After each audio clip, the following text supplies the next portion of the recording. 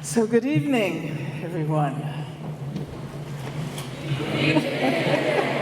Is anybody here? First of all, I am extremely happy to have been given this opportunity to spend time in South Africa, and especially here, and may I say the beautiful city of Cape Town? And I want to thank all of you for coming out to this public lecture. Each time I am in South Africa, I am reminded of the extent to which the trajectories of my own life have followed a path traced by the struggles of the people of South Africa. Like so many activists in the US, I identify with your struggles, your victories, your setbacks, your perseverances, and your imaginings of the present and your aspirations for the future. So thank you. I'd also like to thank Achille Mbembe for the wonderful introduction, and the host and the organizers of this seminar in theory and criticism. It has been an extraordinary journey. David Goldberg, Kelly Gillespie, Julia, Leanne, Damamega, Zen. And I'm really sorry that we are almost at the end of this journey. And I think I see the bus members. This is our bus on the stage, by the way. And I almost feel as if I cannot disconnect myself. We have become a single organism, so to speak, as we have traveled from Johannesburg to Swaziland to the many places of contestation to racism and apartheid, Durban, and of course, as you heard from Achille, we spent time at Kunu and Ginsburg, and here we are in Cape Town.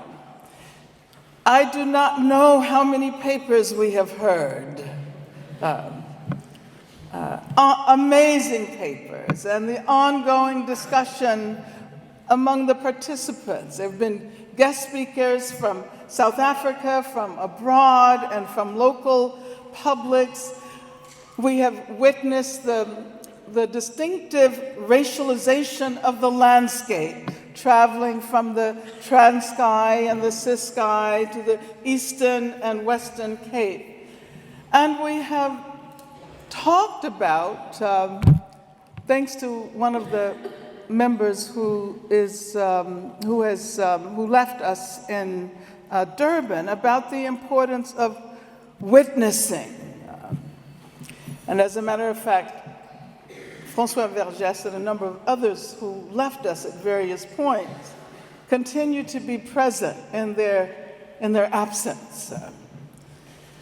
As a peripatetic community in search of answers regarding possible non-racial futures, I think we've come to recognize that perhaps we are not so much seeking answers as we're seeking to formulate the kinds of questions that can help us imagine a trajectory toward planetary justice, planetary equality.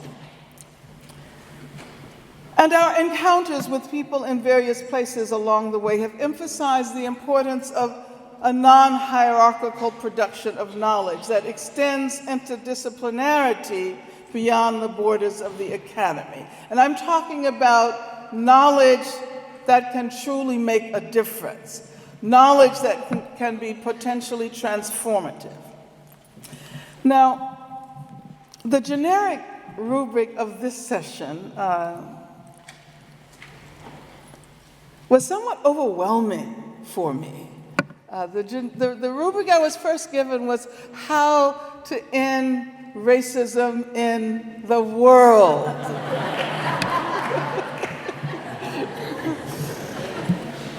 So here we are in the center of the book, for the book in Cape Town, and we're supposed to figure out how to end racism in the world. As someone who doesn't really believe in formulaic answers, I think that most of our achievements happen because historical conditions, material, ideological conditions emerge at what are often unpredictable conjunctures. And therefore, we are consigned to do the work that we do, the activist work, the intellectual work, with dedication and with passion. And we have to attempt to develop a kind of collective discernment in our movements and in our analyses that will enable us to recognize and collectively act within and through these conjunctures when they arise. But of course, we don't know when they will arise until they do. And so the topic I settled for, as far as this session is concerned, is much less ambitious.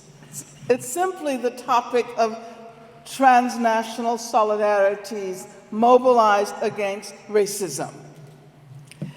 And of course, the most salient examples of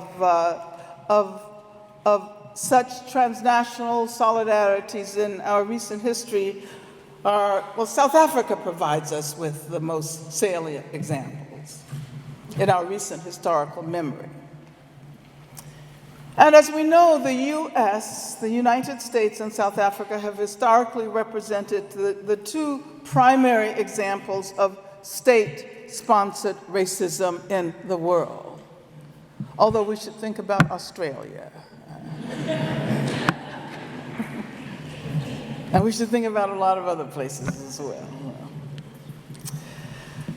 But I've pointed out several times during this trip that my first encounter with South Africa came when I learned, it was in the 50s, that the city where I was born and raised, Birmingham, Alabama, which at that time was the most segregated city in the South, I came to know that it was called in some activist circles the Johannesburg of the South. So I grew up in the Johannesburg of the southern US. And of course the US and South Africa have provided the dominant racisms, but as I was indicating before, there are racisms everywhere, especially in the post-colonial era, and especially during the era of the globalization of capital. Coming from the US, I identify with and I am affiliated with communities that are long-time beneficiaries of international solidarity efforts, from the anti-slavery movement, and we can think about Frederick Douglass traveling abroad to elicit support for the abolitionist cause, the anti-lynching movement, and we can think about Ida B. Wells, who found support abroad for our efforts to challenge lynching, and to, of course, the support for the mid-20th century freedom movement, including the fact that Martin Luther King was accorded the Nobel Peace Prize in 1964. In the archives of radical political solidarities, we also find the vast international movement, unfortunately unsuccessful movement to save the lives of the Rosenbergs in the 1950s. And this is the second time I think I've evoked the names of Julius and Ethel Rosenberg. And I do so not because they are directly associated with anti-racist efforts, and they were in a sense, but because it is virtually impossible to disassociate racism and anti-communism during that period, both in the US and here in South Africa. And I'm considering the extent to which the Suppression of Communism Act was used as a weapon of racism.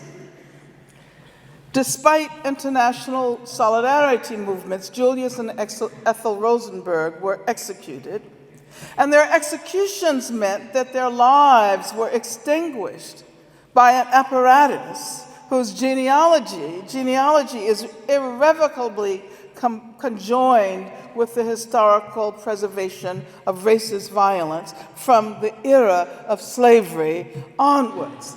And I make this point because the death penalty, capital punishment, would not be used as a routine mode of punishment in the US were it not for the fact that the racism so embedded in slavery persists well into the 21st century. And of course, I can't continue without acknowledging, and Achille kind of alluded to the fact that in the 70s I was a political prisoner. That seems so long ago, and at the same time, it seems as if it, happened yesterday that I was on the FBI's 10 most wanted list. Yeah.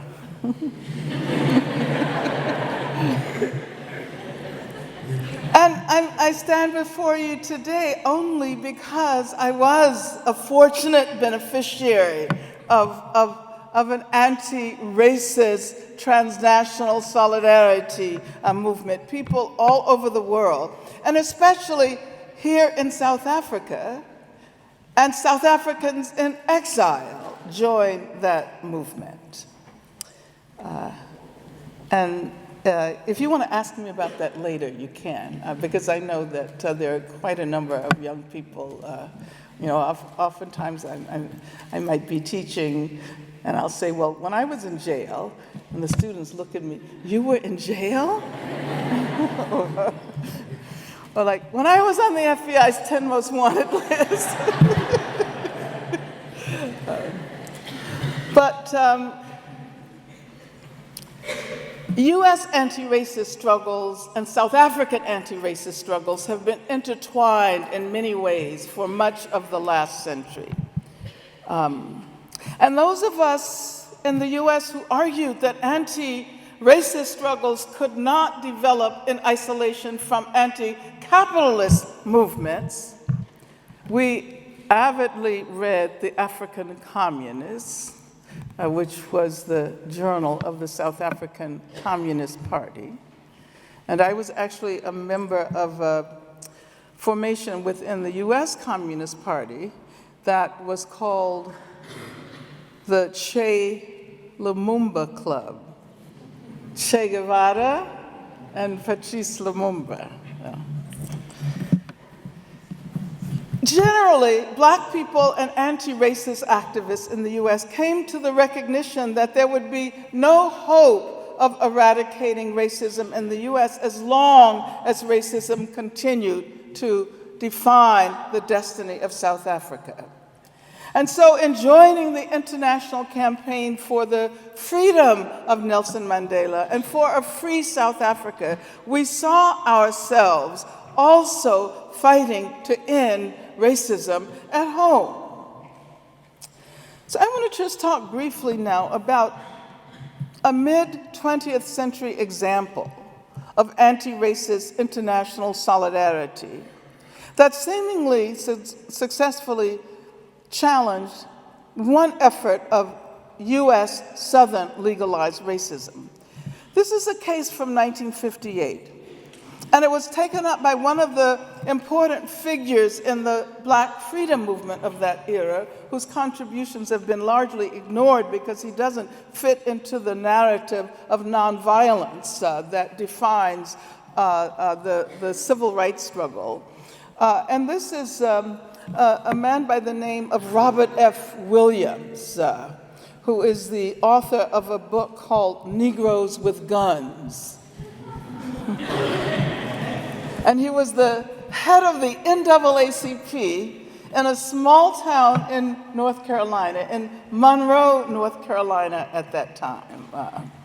And I'm actually reminded by discussions about new intellectual and political genealogies here in South Africa that we have similar work to do in the US. So this case, in which race and class and gender and sexuality was so thoroughly entangled, came to be known as the kissing case. And it involved two Black boys, Monroe, North Carolina. One was 7, the other was 9. And they were playing with a group of kids in a white neighborhood when one of the white girls kissed both of them on the cheek. Nothing might have happened if the girl hadn't told her mother that she kissed 2 Black boys. Her father's response was to gather an armed group of white men to look for the boys. On the evening of the same day, the police found them and arrested them for raping a white girl. And as it turns out, they were actually found by the juvenile court to have committed molestation. And so they were both sentenced to reform school, which is a euphemism for youth prison, until the age of 21. A European journalist from, I believe, the London Observer, wrote a story about the case and actually visited the boys in the prison. And eventually a movement emerged. In London, in Paris, there were demonstrations, in Amsterdam, in Rome, and eventually 3 months after they were arrested, the 2 boys were pardoned. One of them later described his time in detention as involving weekly visits to a psychiatrist who repeatedly told him that he and his friends should be castrated. And before they were pardoned, they were actually asked to sign a waiver indicating guilt in order to be pardoned. They refused, but nevertheless pardoned some time later. No one ever apologized. This was an example of a relatively swift victory, especially compared to the Scottsboro Boys, the Martinsville 7, Joanne Little, Mumia Abu-Jamal, Leonard Peltier, and of course, here in South Africa, Nelson Mandela, and all of the other political prisoners who spent decades behind bars in this country. And on its face, that was an important victory. But of course, the depth of racism is such that these boys and those around them have carried the injuries of racism with them all of their lives. An international solidarity movement saved them from prison. But one of the boys, whose name is James Thompson, said that he was never the same. He ended up spending most of his life in and out of jail, and he later wondered what he might have been if not for that traumatic experience. I always sit around and I wonder, he said in an interview, a radio interview, NPR, if this hadn't happened to me, what could I have turned out to be? Could I have been a doctor? Could I have went off to some college or some great school? It just destroyed our life. And I've chosen to evoke this case not because there's anything unique about it, but rather because it is so ordinary. And because, like so many other instances, it reveals the way racism, its injuries, its traumas, its quotidian structures persevere even in the face of what we perceive to be important victories over racism. The kissing case, which revealed the quotidian entanglement of racism and sexism and sexuality, even in the play world of the child, was represented as spectacularity, as exceptionality. And in the US even today, and I will not speak for South Africa, but you can draw your own conclusions. We are primed to exceptionalize racism, even as we understand the extent to which racism underwrites our social, economic, political, and psychic lives. Of course, we should be shocked, because this is not the way things should be. They should have never been this way. But our shock should recognize the general and the structural. It should not individualize and exceptionalize. So how do we create understandings and movements that help us move from the individual to the institutional, from the particular to the more general, from the surface to the depths of racism? And I think this is a question that speaks to possibilities of subverting the influence of neoliberal modes of consciousness today. Now, back in California, where I live, seems like it's a long way away right now. I'm thinking about the recent revelations of racist comments made by the owner of a basketball team.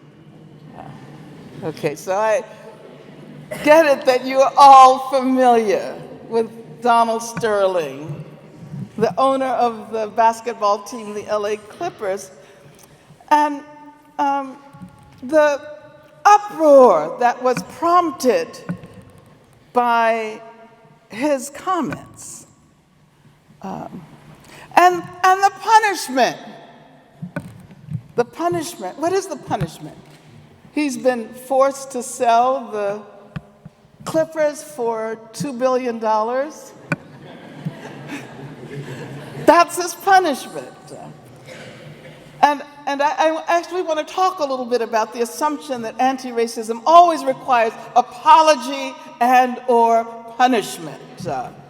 And that the criminalization of racism, the assumption that the criminalization of racism can lead us toward the non-racial. But first, let me say that, let me make this point, that racism resides deep in the social, economic, and psychic structures of our contemporary world.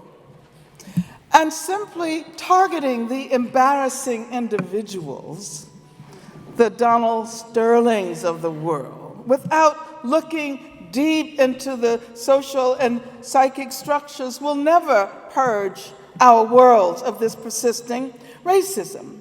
I want to offer you another recent example from the US. A police commissioner of a small New England town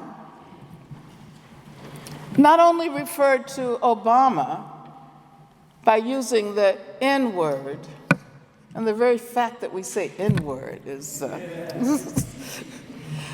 but he refused to apologize. And this is what he said. This is the police commissioner. I believe I did use the N-word in reference to the current occupant of the White House.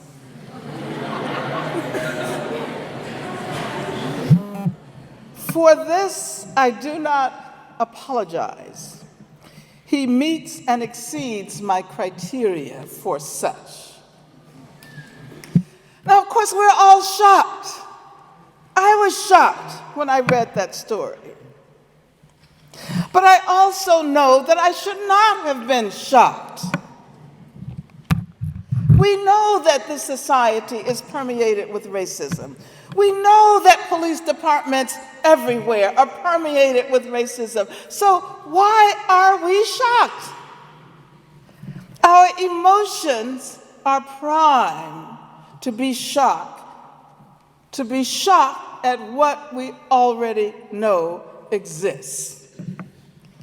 And so I want to ask, how are we implicated through our shock that constitutes the ordinary as exceptional, and how are we implicated in the perseverance of racism, the persistence of racism?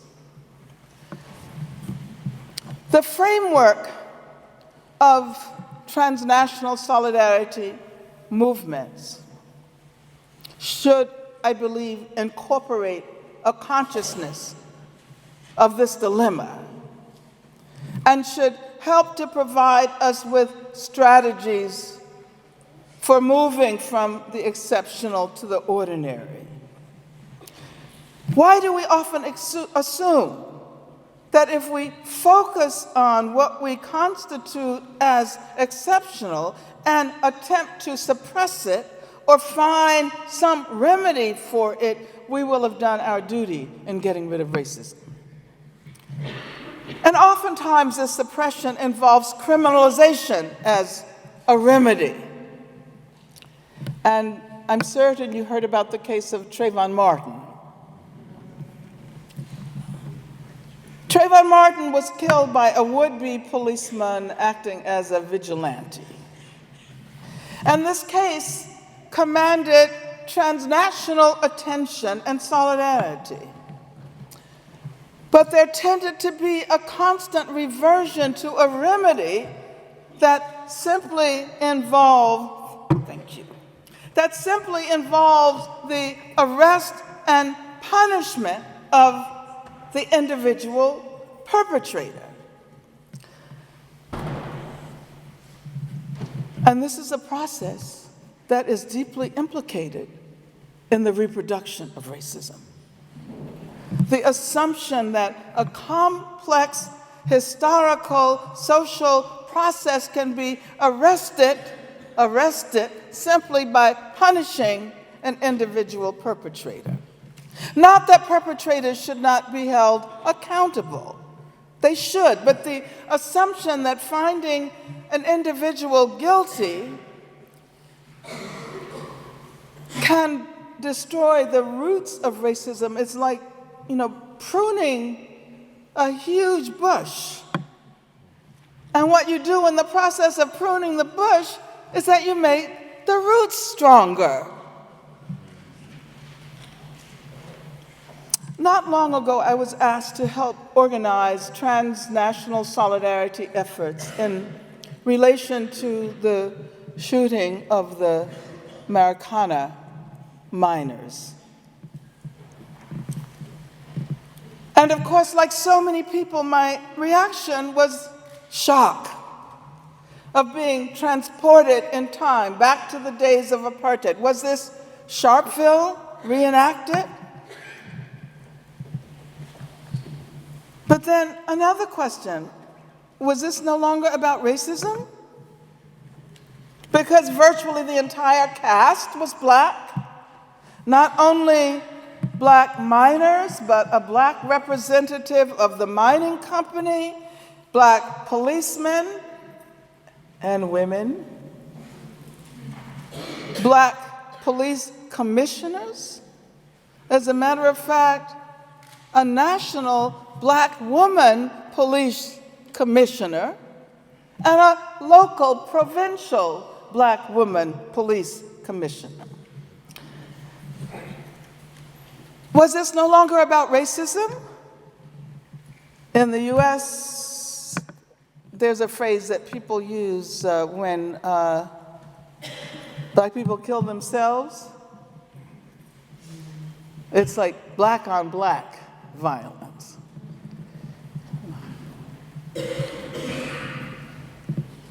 Which is really weird and disorienting. I've always found it disorienting because it assumes that we cannot discover racist processes among Black people. And that is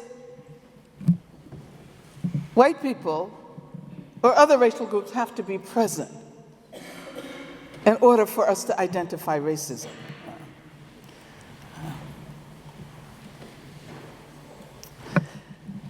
I mean, I saw the film Minor Shot Down, and I must say when I saw the Northwest Province Police Commissioner General Mbombo say just before the attack, today we are ending this matter.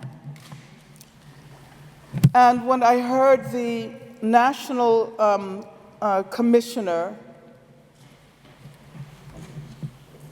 interviewed Ria Fayega, I think. Is that her name? And she said whatever happened on that day represented the best of responsible policing. You did what you did, speaking to the police force, because you were being responsible. This notion of responsibility. You were making sure that you continue to carry out your oath of ensuring that South Africans are safe. And furthermore, she said, you are citizens of this country, and that safety starts with you.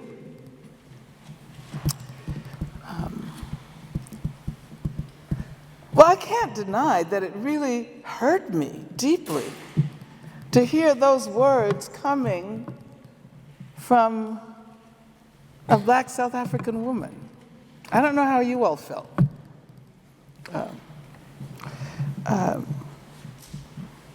But I still have to ask myself, was this no longer about racism because we cannot point to racial oppositionalities?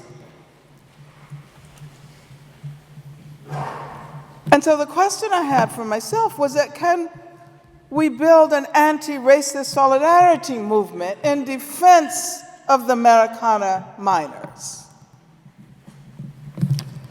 Could we point to the memories of apartheid that are so deeply embedded in the police apparatus, in the response of the mining corporation? Could we point to the racist violence being performed by actors simultaneously assumed to be the embodied targets of racism? Can a primarily Black government, primarily Black non-racial government, can we say that? Be held responsible for racist violence?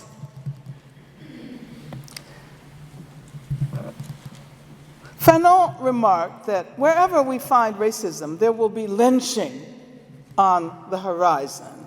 Violence is a constitutive element of racism. And racist violence need not require racist intentionality. A consciously racist actor in order to do its damage. During the era of apartheid, Black and white policemen carried out racist violence. Why would one assume that that is no longer possible today after 20 years of democracy? We know that whenever there's racism, there is this horizon of violence. And where there's racist violence, there is violence against immigrants. There's violence against labor movements. Police assaults against LGBTQ communities, and especially trans people. In the US, of course, trans people of color are more likely to be the targets of racist police violence and arrests than any other group of people.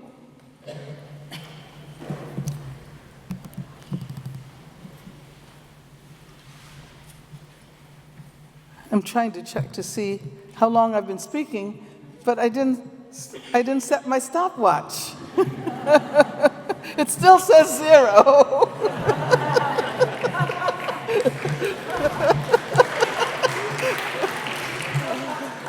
But I do want to, I don't want to speak that much longer because I think we also want to have a conversation, am I right? So, the last part of my talk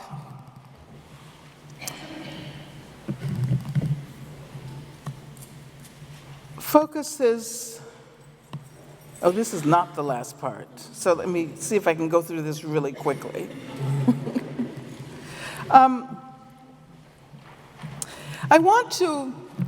I suppose what I want to do now is emphasize the importance of feminist approaches. Yes, the last part of my talk is going to be about feminist approaches.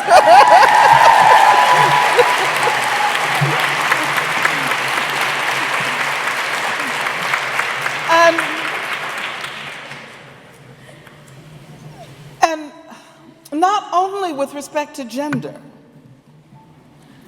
but with respect to the importance of thinking about the deeper structures of of racism, how racism overlaps, coincides, intersects with a whole range of other modes of domination. And I guess what I want to ask is, you know, how do we think? I was talking about, earlier on, I was talking about arrest and imprisonment. And, you know, how do we think the carceral with racism and heteropatriarchy, and what does that have to do with international solidarity, with people struggling in other parts of the world, say with people struggling in Palestine against Israeli apartheid? And how do we think these issues together? How can our activist strategies reflect a capacity to dwell with complexity, even as we popularize radical analyses? How can we resist the temptation to unnecessarily simplify our approaches? We live in a very complex world, and our efforts to transform it have to be as complicated as are the structures we intend to dismantle and reimagine and rebuild.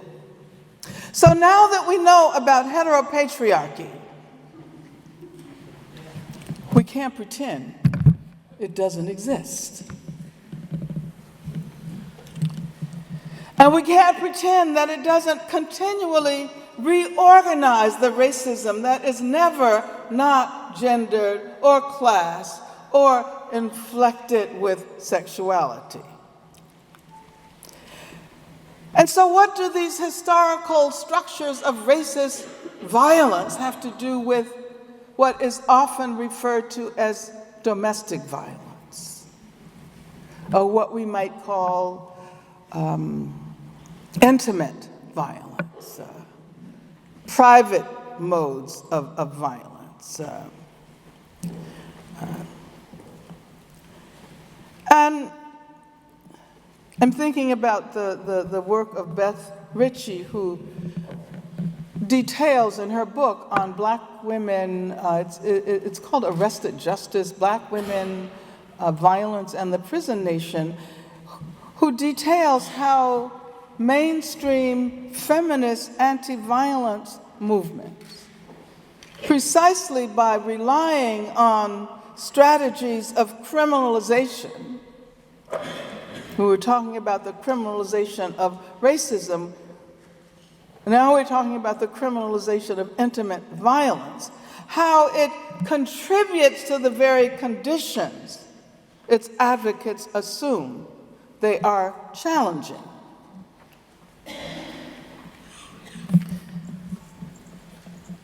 And I might refer to another interesting article. It's in Legal Studies by a legal scholar by the name of Angela Harris, and it's called Heteropatriarchy Kills. Heteropatriarchy Kills. And it focuses on sexual violence in men's prisons, that are largely populated by men of color in the US, by Black men, Latinos, and other men of color. And the production in those prisons of toxic masculinities, which is a term that comes from a psychologist by the name of Terry Cooper's. Men's prisons engender and promote and reproduce violence. And in the process, they construct gender as a pivot of violence, whether it's directed against people who identify as women or men or gender non-conforming people. And of course, this violence is a means of regulating gender both within and without the prison.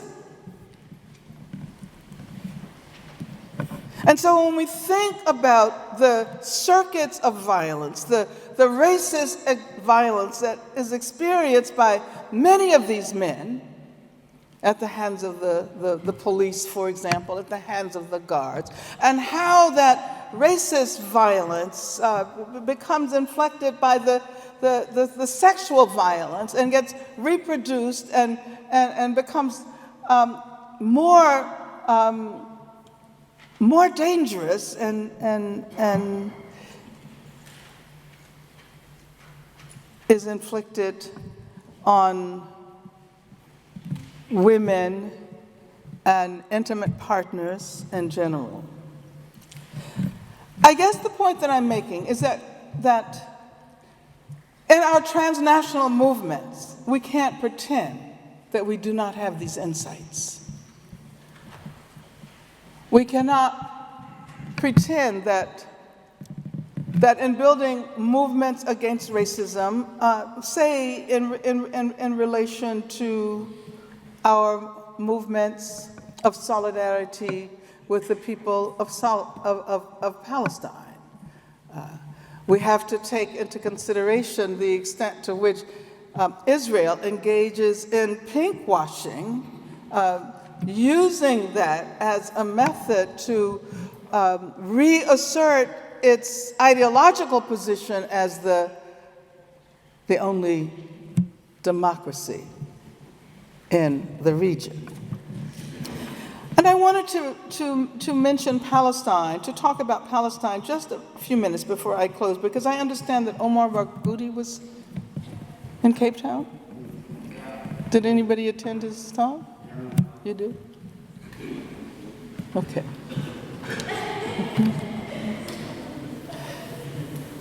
And I think this has to do with the theme of transnational solidarity, anti-racist transnational solidarity. Because the company G4S, you're familiar with G4S,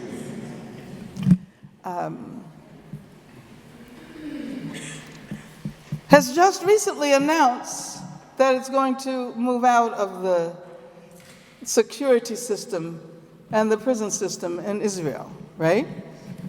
I guess it may also have something to do with the fact that Bill Gates decided to pull out of G4S. So you're familiar with G4S. You know that it's the third largest private company in the world. That G4S is the company that hires more people on the continent of Africa than any other company. And that it provides security all over the world. So you're familiar with the security dimension, right? In Europe, the prisons in Europe, and right here in South Africa, and Australia. But are you familiar with the fact that G4S also runs programs for at-risk girls? And G4S is in the business of healing young girls who have suffered sexual assault. Yeah. And you see, the point is these corporations understand the connections. Why don't we?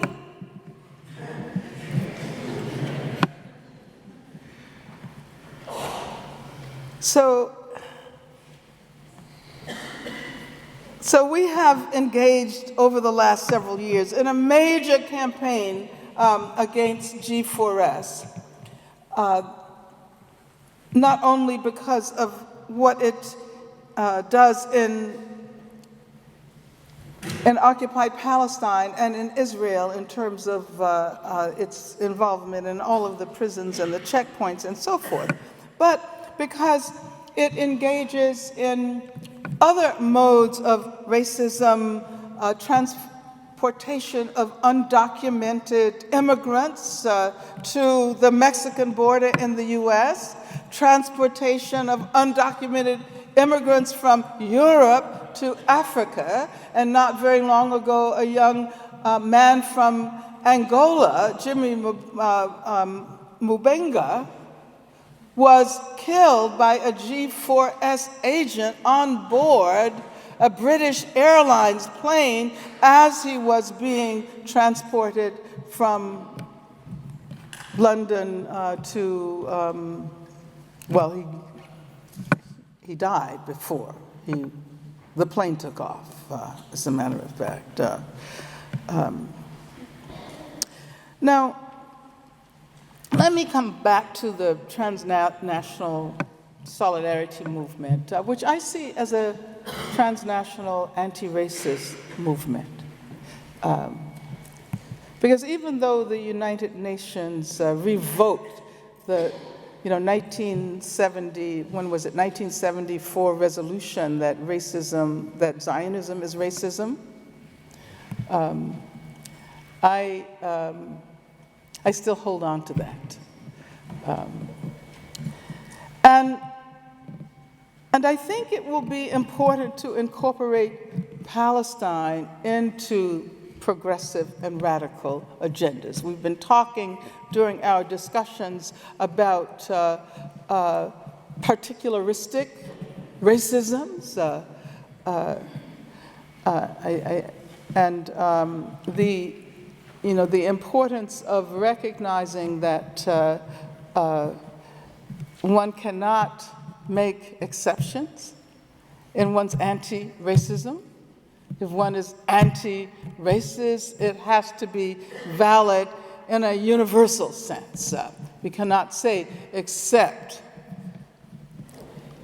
and that's the beginning of another lecture, that exception. So let me say that that if we believe in freedom, we cannot rest. And we certainly can't rest as long as Israel engages with impunity in the repression of Palestinian people and continues to be the only settler colonial state that expands, that continues to expand in the 21st century.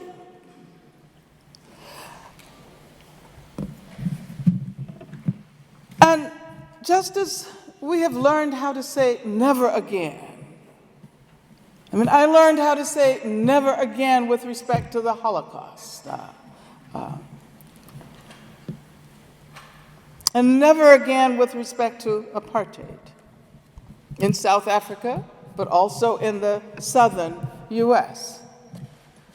But I think this means that we should expand and deepen our solidarities with the people of Palestine, people of all genders, all sexualities, people inside, outside prison walls, inside, outside the apartheid wall. Achille Mbembe has emphasized, and he spoke about this in our last session, the importance of resuming conversations between African Americans and Africans. And I have to say that I reluctantly identify as African American. And whenever I use that term, I remind myself that we African Americans have colonized all of the Americas, because it's only people in the US who call themselves African American. You know, not people in South America, not people in Canada even. So I'm always ambivalent about that. But I do want to emphasize, re-emphasize what Achille was urging: more conversations between African Americans and Africans. And I would like to see these conversations happen between and among intellectuals and feminists, both theorists and activists, and anti-racists, and abolitionists, prison abolitionists, and queer communities, and among all of those who have a stake in the carving out of paths toward new experience of freedom, equality, and justice. Thank you very much.